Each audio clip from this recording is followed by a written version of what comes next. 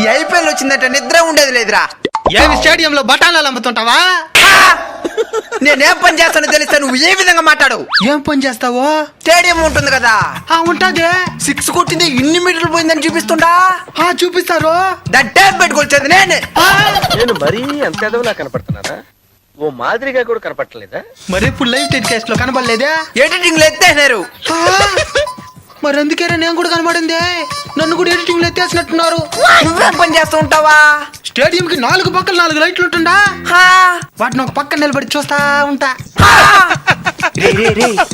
ఏదైనా చెప్తే నమ్మే విధంగా ఉండాలరా. సిగ్గు లేదా? ఏదంటే చెప్పేస్తున్నారా?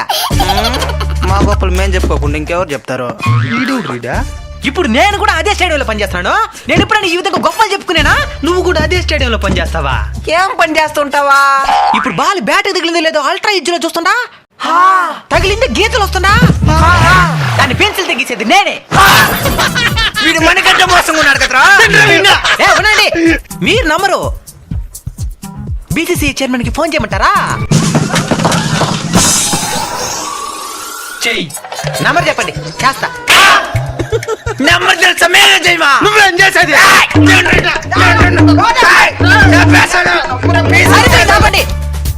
అబ్బా, మన ఐపీఎల్ గురించి మాట్లాడదాం, కూర్చోండి. ఐపీఎల్ లో నీ ఫేవరెట్ టీం ఏది? చెన్నై అన్నాయ్. రైమింగా నీదా? ఆర్సీబీ. ఈ సాలా కప్ వాళ్ళదే. వాళ్ళదే కాదు, నమ్మదే. ఇంకెక్కడ నమ్మదే? ఆ బౌలింగ్ లైన్ అంతా కప్పు కొట్టేది కలలో కూడా సాధ్యపడదు. మనం మన కోహ్లీ అన్న చూసి బాధపడాల్సిందే. కానీ ఏదో ఒక రోజు ఖచ్చితంగా కోహ్లీ అనే చేతిలో ఐపీఎల్ కప్పు చూస్తాం. అది నీ ఒక్కడి కోరిక కాదు, క్రికెట్ ని అభిమానించే ప్రతి ఒక్కరి కోరిక. అది కాదునా, ఇన్ని రోజులు ఎక్కువ రన్స్ కొట్టిన రికార్డ్ అయినా మా టీం మీద ఉంది. ఇప్పుడు అది కూడా తీసుకునే పాపం ఫీల్ అన్నట్టున్నారు. సరేలే, ఐపీఎల్ అన్నాక కొత్త రికార్డులు రాయబడుతుంటాయి, పాత రికార్డులు చెరిగిపోతా ఉంటాయి. అయినా రికార్డు బ్రేక్ చేసింది ఎవరు? మన తెలుగు టీమే కదా. సంతోషపడు. నేను కూడా అట్ట అనుకునే సంతోషపడినా. అవునా? ఈ ఐపీఎల్ ఎంత సంపాదించినవా? శిలకమ్మ చెప్పిందని 6 మీద బెట్టింగ్ పెట్టి 60,000 సంపాదించిన. నెక్స్ట్ మ్యాచ్ లో పోడొస్తుంది కానీ. అవును, సిలకమ్మనేవి ఆమె ఊరి మధ్యలో మా ఏమో పేరు పెట్టుకోండి. చిలక జ్యోతిష్యునా? ఆయన చెప్పింది చెప్పినట్టు జరుగుతున్నది. ఆయన చెప్పింది చెప్పినట్టు జరిగేడుకుంటే ఆయన దేనికి జ్యోతిష్యం చెప్పించుకుంటారా? ఆయన బెట్టింగ్ పెట్టి కోట్లు సంపాదించడా?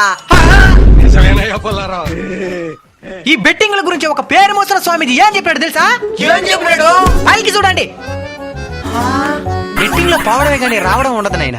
ఒకవేళ వచ్చినా గానీ మళ్ళీ దాంట్లోనే పోతుంది. ఎక్స్ట్రా బోనస్ పాయింట్ ఏంటంటే కుటుంబం కూడా రోడ్డు మీదకి వచ్చేస్తుంది. అదే విషయం. ఇంతకీ నీ బెట్టింగ్ హిస్టరీ గురించి చెప్పలేదు? 4 లక్షల పైపోయినా.